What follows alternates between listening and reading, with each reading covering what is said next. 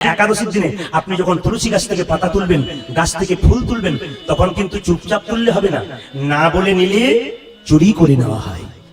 যখন তুলসী বৃক্ষের কাছে দেবেন, মায়েরা তো সবাই জানেন আপনাদের কাপড় থাকে, আপনারা গলায় কাপড়টা নেন, দাদা ভাইরা গলায় কাপড় দিন কিংবা গামছা দিয়ে তুলসী মঞ্চে গিয়ে তুলসী মঞ্চকে বলবেন তুলসী গাছকে, হে বৃক্ষ মাতা, তুমি যে বক্ষ বিদীর্ণ করে তুলসী পাতা দিয়েছো, চয়ন করে গোবিন্দ সেবায় লাগাবো, তাতে যে তোমার কোনো আঘাত হয় আমায় নিজ গুণে ক্ষমা করে দাও।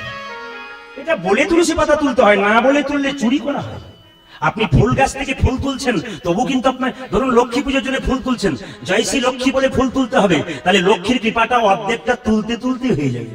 একাদশীর দিনে ফুল তুলছেন ভগবানের সেবার জন্য, জয় শ্রীকৃষ্ণ বলে তুলবেন, তুলতে তুলতে অর্ধেকটা কৃপা কিন্তু ওইখানে হয়ে যাবে। কেন?